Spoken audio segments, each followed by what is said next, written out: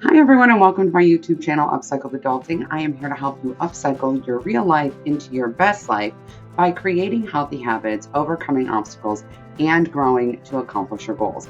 My name is Cassie Feld, and today I'm going to be talking about one of the most challenging things we all face, and that is how to create happy, healthy relationships. Now, I am not just talking about romantic relationships, I'm also talking about friendships and connections inside your own family. These tips are absolutely amazing. They are complete game changers. And I promise you, you have probably never heard at least 4 out of the 5 before. So let's get started. Number 1 is choose wisely. Now, by choose wisely, I mean 2 things. There are 2 aspects of choose wisely. One is take a moment to check your picker. Now, we all know that sometimes people fall into habits about who they choose for their romantic relationships. People talk about this all the time. You know, that friend you have that is attracted to guys who are trouble all the time, that type of thing. But we also have a picker when it comes to our friends. So if you are consistently experiencing drama with your friends, or friends who don't show up for you, friends who use you, friends who mooch off you, and that is a pattern in your life, it probably has something to do with your picker. And spoiler alert, it might be attached to something to do with your relationship with your same gendered parent. So take a moment to really check in about what's happening for you with your picker. Do you pick friendships or relationships that are healthy looking, that feel good, where they're reciprocal, where there is room for growth, where you can celebrate each other and you can help each other through the tough times? Because we should be getting all of those things from our relationships, not just a person who shows up when you need them, but they don't show up to celebrate your good times, and not just a person who celebrates the good times but doesn't show up during the tough stuff. So we need to make sure that we are really mindful of choosing wisely. And the second part of this is, are you choosing at all? So many of us are not choosing. What we're doing instead is we're going by default. We spend a lot of time wondering, do they like us? Right? So if you go to events and you meet people and you lay your head on the pillow at night and you think, I wonder if they like me. Maybe I shouldn't have said that. Maybe I left a bad impression. Maybe they think blank. But you haven't stopped to think, do you like them? That's something we need to all be way more mindful of. Because here's the thing, if you are authentically you, showing up authentically as yourself, there will be people who don't like you. You won't be everyone's cup of tea. And that's a good thing. Because if you're not their cup of tea, they're probably not yours either. So this process helps to weed out a lot of relationships that aren't going to go anywhere, a lot of places where you're going to be struggling because you are not matched well with each other. So we want to make sure we check on our picker and that we also are actively picking. We need to choose wisely. Number 2 is we need to create really great boundaries. Now, this one you've probably heard before, but you may also have heard that saying that great relationships don't require boundaries, or that the other person will just know your boundaries. Like if you're meant to be friends, if you're compatible, if you're really soulmates, they'll get you and they'll know your boundaries, or they'll instinctively respect them, or they'll have the same boundaries as you. This is not true. This is not true at all. The healthiest relationships have boundaries. Boundaries aren't about ultimatums. They're not about telling another person what they do or don't have to do, or what you do or don't want them to do. Boundaries are for you. Boundaries are guidelines or parameters around what you are comfortable with in your relationships. This isn't about telling the other person, hey, you're not allowed to do that anymore, or hey, I have a boundary that you're never allowed to X. All right. What this is about is saying, I will not be present in that situation, or I'm not comfortable being in a friendship where this is happening. This is about you. So having boundaries helps you to remain true to yourself, and it will help you address some of those bad picker things, right? Because if you already have boundaries where you say, I'm not going to stay in relationships where I feel like they're one sided. I'm not going to stay in relationships where I feel like the person can't celebrate my wins or won't show up for me but expects me to show up for them all the time. I'm not comfortable with that. I'm not comfortable, personally, I'm not comfortable with people gossiping to me, right? I don't like to hear people talking badly about other people. And generally, I'll just excuse myself from those conversations. This doesn't have to be a lot of drama. This isn't about forcing another person to suit your comfort, right? Or to follow your boundary. This is actually about you making choices about what you are and are not comfortable with in your relationships. And it's okay to say, hey, I'm not comfortable with that happening in my relationships. So if that's what you want in your relationship, that's cool, but I'm not comfortable with that. And there's nothing at all wrong with that. When we're clear and open and communicative about our boundaries, when we're consistent in following them, which by the way doesn't mean rigid or exacting or it goes this way, it's black and white every single time.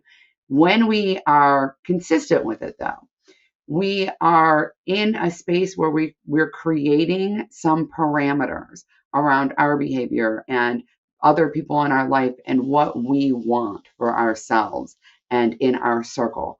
And that's fine. Some people may never become closer friends with you because they consistently or often or sometimes violate your boundaries. So they never really necessarily get into that tight core circle because you don't feel that you can trust them or you don't feel aligned with them. There's nothing wrong with that. Having boundaries is a great way to really identify where your relationships are and where you are in those relationships.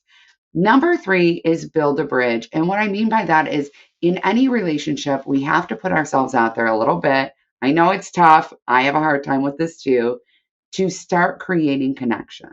And so that might mean that you need to set a reminder in your phone, like I do, to call or text and check up on a friend. That might mean that that person who said, hey, do you want to have coffee? Or, hey, we should have coffee sometime, that you're going to reach out to them and say, when? Right? I'm free this week. You want to have coffee? We have to start creating that foundation. And a lot of times we're waiting for the other person to do it. But here's the thing, they're waiting for you to do it too. So it's important that we step forward, that we start sharing a little bit of ourselves, that we start telling people real things, not just small talk, that we start reaching out a little bit at a time so that we can create that connection and nurture it. Number four is once that connection starts getting created and established, it's really important that we start leaning in. This can be really far outside some people's comfort zones. This does not mean fire hydrant them with all the information about your life. This means gradually over time, starts talking more and more about things that really matter to you. Share more and more, become more vulnerable, be more open and be willing. Part of leaning in is being willing to be open about things you're not comfortable with or things that may have happened that are hurtful. It's important with our relationships that we're able to say to the other person, hey, I wasn't really cool with that, right? I kind of had my feelings hurt there. That was not something I appreciated. But in addition to that, we really need to work toward asking for help. Here's the secret about taking a relationship and deepening it very simply and easily. This is the key. Ask for help. Allow other people in your life to show up for you. One of the best ways to do this, I have found, is to identify things that the person I'm in a relationship with are good at, to compliment that, to say, you're really great at that, and I could use some help here. Now, the best place to start is with something that is very low stakes, right? Very low stakes. You have such a great sense of style. I would love to go shopping with you sometime. Maybe you could help me pick out a couple things. I would love to hear your opinion about how I do my hair, right? Something like that, where it's something that's simple and a little less stakes, right? We're not calling at 2 in the morning for relationship advice to somebody that we're just starting a relationship with or just starting a friendship with. But we may ask them to have a cup of coffee with us because we want to kind of feel them out and see if they have any advice or if we can just use them as a sounding board to figure some stuff out. It's really important that we lean in, that we take the opportunity to start cultivating and developing a deeper relationship by being more vulnerable and by asking for help, by showing the spaces that maybe we feel a little bit less secure with, a little bit more private about, right? Because we're not so great there. We need a little help there. And if you are uh, a long-term lone wolf like me, I know that this can be a really difficult thing to do. So I want you to just make a list of the people that you're in relationships with, that you have friendships with, that you want to have friendships with. Identify a couple things that they're good at and think of ways that you could ask them for their advice or for their help that would be very low stakes for you. If they said no, it wouldn't be devastating, right? It wouldn't be a big deal. It would just be like, "Oh, okay, whatever." Do it that way because that's going to make it a lot easier. And number 5, last but not least, is enjoy the season. Now, one of the things I know I have struggled with, I talk to women all the time who have this issue. Women in particular have this issue, especially with friendships. We all want to be part of that Sex and the City crew. We all want to be part of the friends group of friends, right? We all want that. We want those tight knit friendships that feel like they're going to last a lifetime. We want those relationships where our kids all grow up together and they're all best friends and they call the other friend aunt and uncle and we take family vacations. We all want that. And one of the things that happens is we get really preoccupied with that. And we tend to minimize the impact that seasonal friends or for now friends or even vacation friends can have on our lives. All of these friendships have a place. And the truth is that every lifelong friendship starts with that first text or cup of coffee or phone call. Every one of those friendships has that moment of saying, "Hey, could you give me a hand?" Or, "Hey, can you come over and celebrate with me because some great thing just happened in my life?" Every one of them starts that way. A lot of our friendships will be seasonal, and that's okay. They're not of lesser value.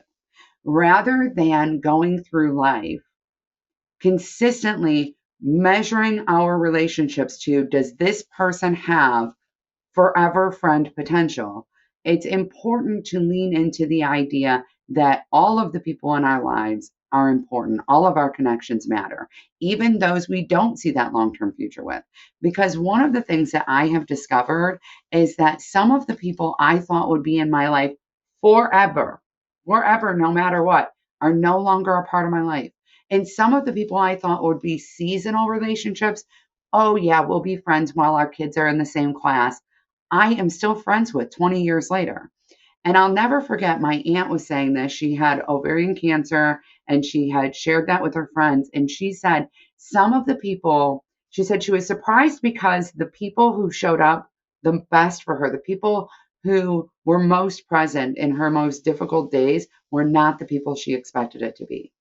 A lot of her seasonal friends, a lot of her neighbor acquaintances really showed up well for her. And some of her lifelong friends, they didn't or they couldn't. It will surprise you who those lifelong friends are. They're not necessarily the people you have everything in common with. They're not necessarily the people you laugh the most with.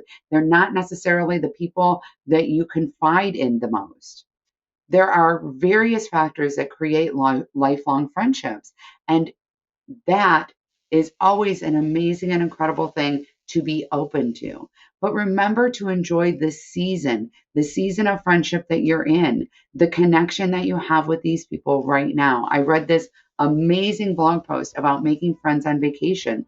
You don't have to be friends once you go home. You can share amazing memories and you can have photos and you can show them to other people and say, "Oh, I forgot that guy's name, but man, we had a blast." There's nothing wrong with that. Not all relationships have to be forever. And we go into friendships in that way that when we were 20, we went into dating, right? Where we would date a guy a few times and then, or a gal a few times, and we would be like, is this the one? Am I going to marry this one? Are they marriage potential? Are they a keeper? And when we do that with our friendships, we cut ourselves off from the opportunity to have so many beautiful and amazing experiences. All right. So get out there, choose wisely, make sure that the people you're in relationship with, you're there because you chose to be in that relationship. Create and communicate boundaries for yourself. Build that bridge, start laying that foundation, opening up your life a little bit, reaching out even when it feels uncomfortable. Lean in, ask for help. Ask for help. Start sharing more and more. Be vulnerable. Allow that other person to get to know you and enjoy the season. Just enjoy the friendship for what it is while it lasts, or enjoy the relationship for what it is while it lasts, instead of holding on to old stuff or setting all these expectations for the future. You deserve to have connections, to have people in your life who care about you, who are there to encourage you, who are there to give you advice, who are there to hold your hand on a tough day, who are there to celebrate with you. If you do not have this in your real life, or you do, but you want to practice, you want to get better at this, you want to expand your group, I invite you to join Inner Circle, where you will find other like-minded people who are also committed to upcycling their lives, to creating their very best lives, and who are there for the express purpose of cheering you on, celebrating your wins, holding space for you when you're having a hard time, walking beside you. Because it's so much more low stake to do that in an online environment, to get that started in an online environment. But you can create these beautiful, incredible connections. I have clients who live in different countries who have become such close friends through these vehicles like Inner Circle and Program. So get yourself in Inner Circle. I would absolutely love to see you there. Don't forget to subscribe to my YouTube channel, and I will see you next time. Bye, everyone.